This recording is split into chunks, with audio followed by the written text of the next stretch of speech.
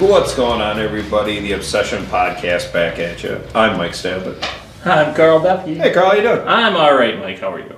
I'm kind of a big deal. You I have my own nameplate right here. You do. I like it. Guy gave me this. Yeah. So I'm just going to show it to everybody. That's a pretty big deal. That guy is a pretty I big don't want to brag unless you guys are going to listen, but... So what's going on? Well, I got questions from a few different people. What do you got? Hit you. Hit me! When owning your own property and doing improvements, what are the top 5 things you would do when you purchase land? Ron from New York. Top 5 things? You mean after I purchase? Well, after you purchase. Okay. Once it's yours, Mike, let's just say, and I'm assuming that Ron, we're going to call it a clean slate. Yeah. Not that somebody else had done a bunch of stuff or whatever. Because he's obviously talking about hunting it. Yeah. What are the top 5 improvements for hunting land when you first purchase it? I'm thinking like top 5 I could do the very first year to make it better. Yeah. That's what we're going to go with. The first thing I'm going to do is obviously, well, you've obviously walked the property. Yep. So you got to assess it first Yeah. and kind of see what you're thinking. Yeah, how you go about assessing. If you can't do that, then find somebody that can help you, like us. You could hire a couple guys. And you're a little too far away. Yeah, we're not. But for the right price, we could go there. But anyway, that's the biggest thing I know that you did, that I did when we got property. Yeah, 100%. Was walk it, assess it, aerial stuff, topos. Really just putting boots to the ground is the biggest thing first. Yeah, Before you just start going in there. And I think a lot of people, get carried away. Yeah, I'm going to do this and this and this and this and this and this. It's too much. It's way too much. I know, me personally, I hung a bunch of stands early. Because I bought this, it was late November 17. So they were out like middle of gun season. And we had came back from North Dakota. Yep. And I had a couple stands hung and I just sat in them. Yep. Watched. See what happened. Just to see what's going on. I hadn't really been in the land other than walking it beforehand. And I seen deer. Yeah. And just kind of getting an idea of things and some travel patterns and stuff like that, which obviously we've totally changed. Right. Yeah. But I will tell you, 2 of those stands that I set there, Yeah. there is literally a stand now that have been proven stands 20 yards from each of those trees. Yep. Basically, because you educated yourself before that. Yeah. Just kind of seeing, but that's the biggest thing. Boots on the ground. Once you assess the property, like Mike said, and I did the same thing as Mike did. I mean, when I went to look at the property, there was like 14 inches of snow on it. Yeah, that's tough. Yep. And But that was 2019. There's tracks. Yeah, well, there was tracks. I found beds. Yep. I found the one rub that I actually have a camera on. You guys see a lot of pictures on the YouTube channel from that. And that camera still sits there on that rub. I told my wife, you know what that is? She looked at me. She goes, "What's that?" I said, "That's a $250,000 rub right there." Right there. Yeah, that's right. That's right. Get yourself. Go get a checkbook. Yep. So, but we ended up purchasing that property in January, and I took Mike down there. We went down and we assessed it. We looked at a bunch of different stuff, and I had set a few stands, and just like Mike, a lot of the stands and locations are pretty much right about where we had them currently. We did move, obviously we learned some stuff, and we made changes on the property. So let's get into the changes aspect of thing. Number 1 is, once you assess the property, you can kind of figure out where they're bedding, and you can kind of figure out where there's food. Mike's is a little different than mine. I'll let him explain. My property had 0 food on it.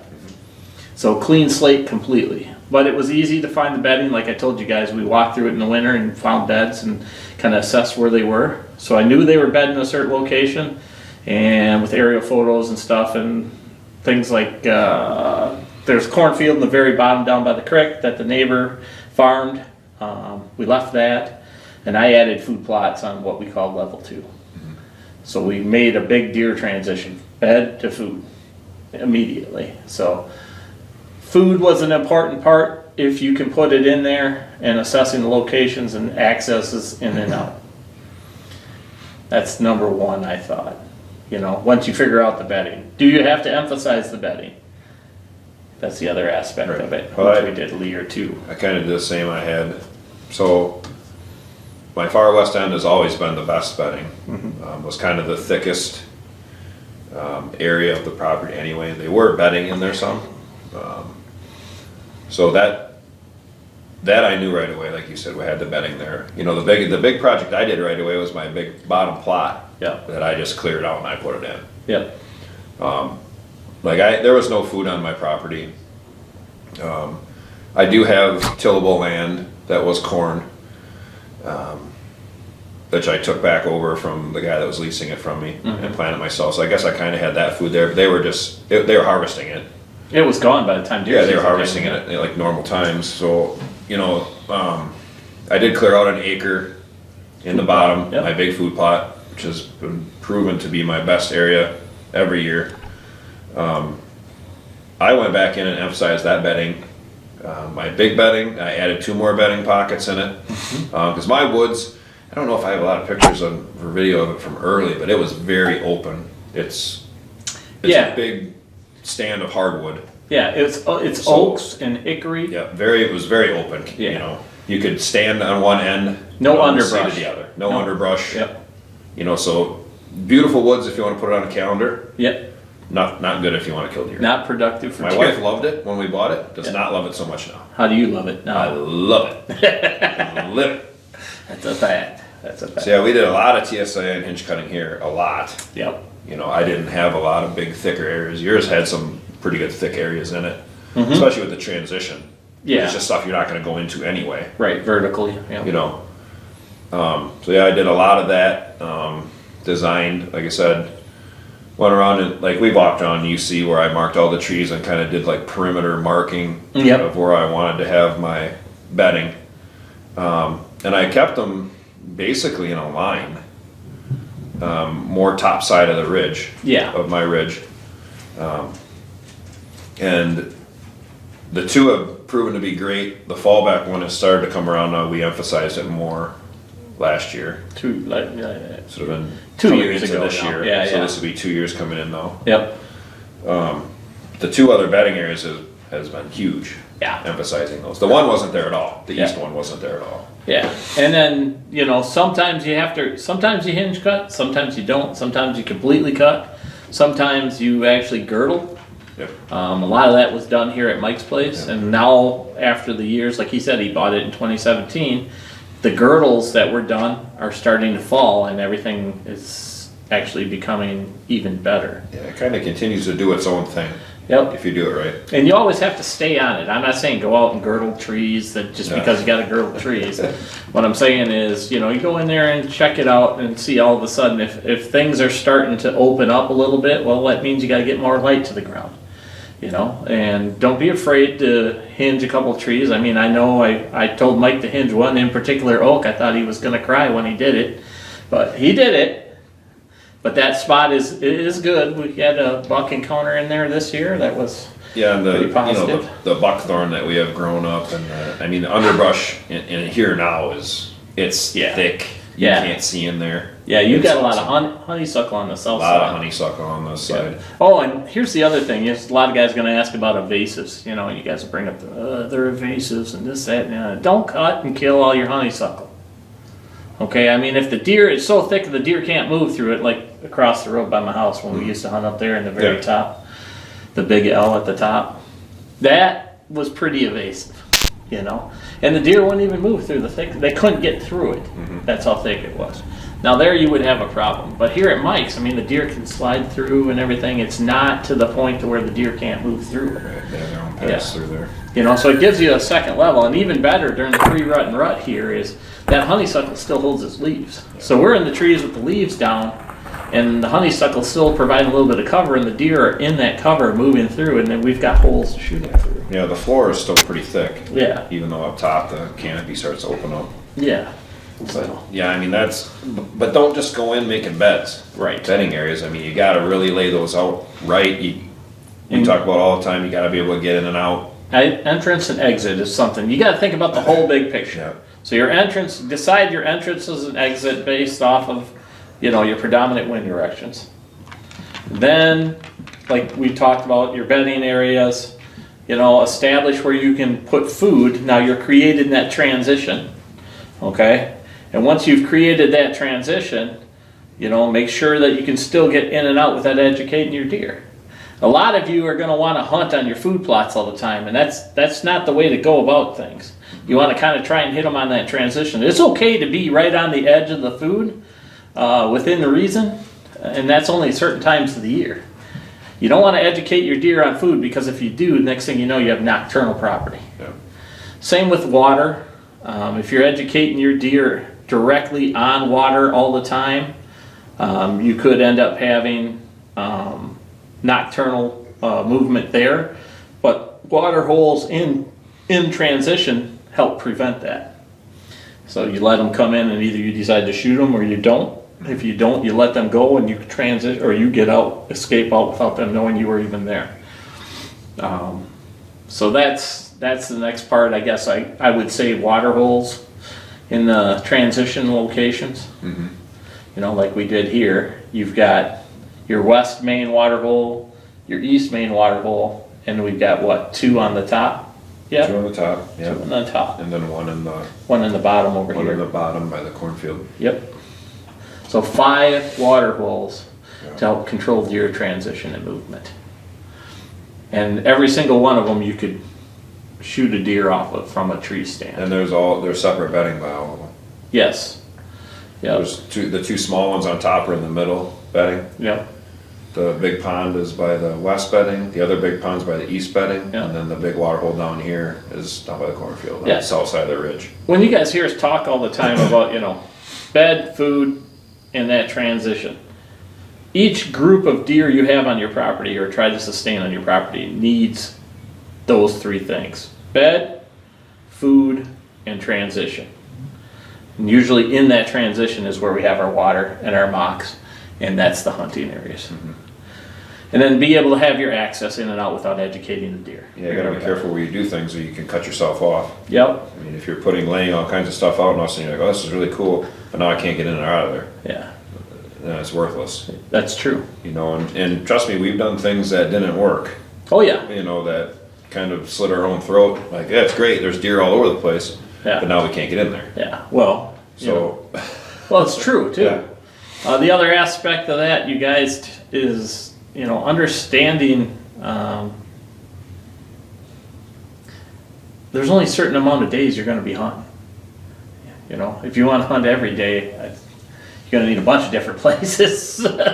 So, but the 3 things so far: bed. So learn the property, your bedding, putting in food, and then that transition in between those. The other aspect, 5 things, huh? What's a couple of the other things? Well, we said water. Yeah, water. Water in between there, that's in the transition. Mock scrapes. I think that's probably another add-on that's easy for everybody to do. If you guys watch, a lot of you guys watch us, you understand that we use vines. Archer, no. If you guys watch us a lot, you understand we use vines. They were in the tractor. Yeah, you get all for that. Yeah, get you. So we use vines hanging. Paracord with vines. We like a 90 on the end of the vine. We like everything about waist high. Yeah. I think that one can go with the other one, which would be running cameras. True. I know that you did and I did. We just put cameras all over the place. Yeah. Put them up for a little bit, we'd move them. Put them up for a little bit, move them again. Just trying to see what's going on. Especially if you got a new property, you've never hunted it. Like Carl's property, my property, like we didn't know anything about them. No. We didn't know anything about anything around it. Yeah. One thing you'll learn will be your neighbors. That's a big one You too. will learn your neighbors. Yeah. There's nothing you can do about that. Yep. So, but it can help you.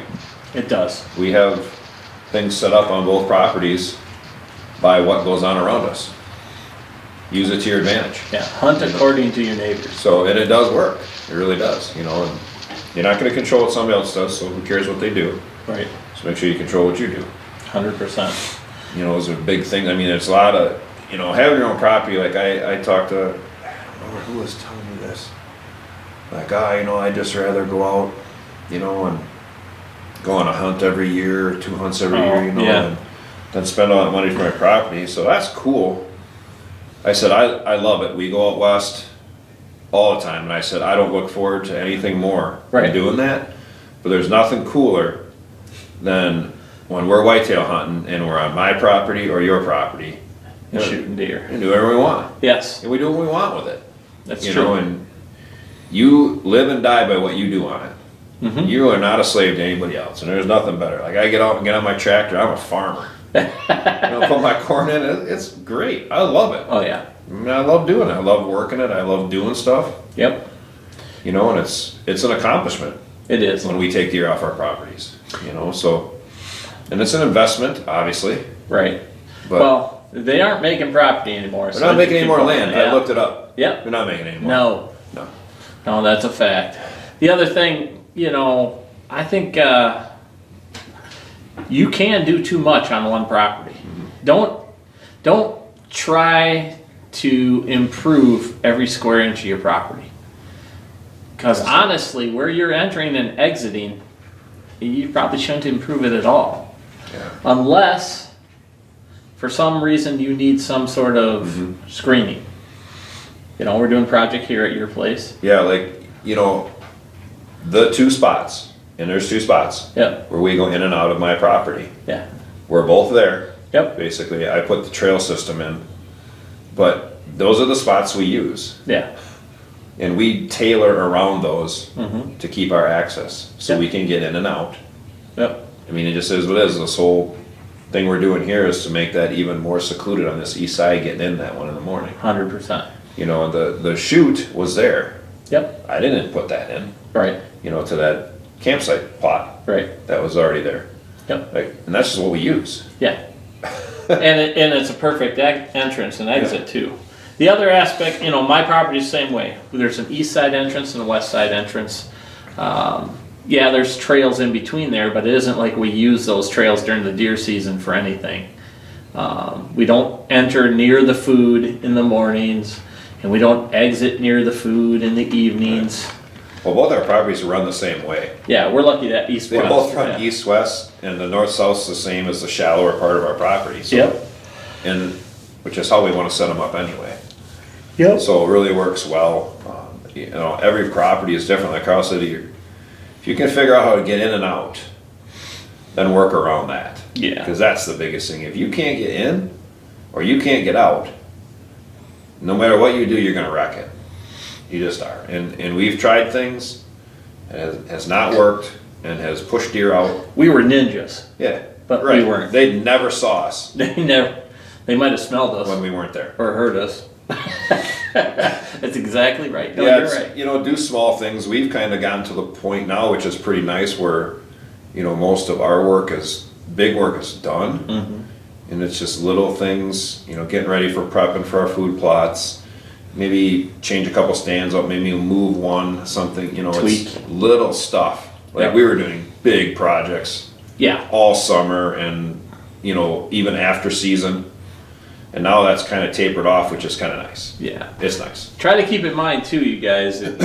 I realize, you know, some people are more fortunate than others. They might have more time than others. But the average guy or girl basically has the weekends to work on their properties. And a lot of this stuff takes a lot of time. If you're digging ponds or you're doing hinge cutting or creating bedding areas, things like that, we're talking days worth of work. Yep. We're not just talking like a couple and hours. Equipment. Big equipment at times. People don't expect. Yep. Yeah. You can do food plots with small equipment or almost no equipment, honestly. Yeah, you can. We've done it. We used to. Yeah. We've done a lot of it, We have equipment now, though, so it's nice. Yeah. Yeah. But yeah, we used to just 4-wheelers and a lot of homemade shit. Oh, yeah. Homemade junk. Homemade It junk. didn't matter. We put plots in. It worked. And we killed deer. Killed a lot of deer. But, you know, everybody has their own limitations. No, I guess the top 5 things for me is, you know, in my book, top 5 things is learn your property, locate the bedding and the food and the transition, If you have it. if you have it. If not, make it. Yeah. If you don't have it, that's a good thing. Yes. Really. It is true. I mean, don't think you can't, because then you control all of it. Yeah, 100%. Because you can't change what's already there. You know, you're not going to take bedding out unless you're going to clear it out. True. You know, I mean. Yeah. No, so that's true. It's not bad to not have anything on there. Yeah. And remember, when you're creating bedding, if you guys are cutting trees and things like that, that's a pretty permanent thing. It is. So if Ask our wives. Yeah. They hate it. You cut what? But oh yeah, she still hasn't seen the new. Blames me for it. Well, you're the guy cutting it. I got it on video. You said. I got it on video. And I quote on video. Just go cut whatever you want. I'm good with it. All right. I didn't say that, Kathy. Wasn't me. Whoosh. But anyway, yeah, it's Yeah, do it in small increments, like you said. yeah. Don't be afraid to just do a little bit and then see how it works out. Because we've done that too. Where we will add a little bit of bedding in a certain area, and then the deer movement changes a little bit, which is great. But you have to understand that every improvement causes deer movement to change. Yeah. So your stand location, let's just say 300 yards away from where you just did that improvement, could be either hotter or useless. It's going to change. You know, and we've seen that on my property for sure, just because of the vertical height change there. At that I place. put in a lot of stands, a lot of things that are gone now. Oh yeah, Well, this would be a great spot. And then it's like, how the F am I getting in that thing? right. What did I do that for? I think I got 8 stands on the property this year that we're just gonna pull out. Yeah, I know there's a couple here that I'm gonna yank. Yeah. But I mean, they're a great spot. If you were like Star Trek and you could beam into it, yeah, great stand. That'd be Great awesome. stand. But That'd be yeah, awesome. So top 5, learn your property. Know your bedding and your food locations. So bedding and food, mock scrapes water. and water. Yeah, and get cameras running. You get 6. 6. Let's make it 6. 6 is a bonus. Yeah. Always run your cameras. Educate yourself. Again, that's just the learn it. education Do part of it. small things. Trust us when we say do some small things. See how it works. Build from there. Yep. Don't do a lot. Don't get crazy and be like, we're gonna call all these. We're gonna put a pond in over here. Yeah. We're gonna put in 10 food plots, and We're it gonna, all sucks. Mike, we're going to feather your edge. We're going to do all 7 acres in the front side of your property. Just all the way across the field? all the way across it. Nope. But feathered edge makes better deer hunting. Sure does. We're good though. Yeah, I think we are.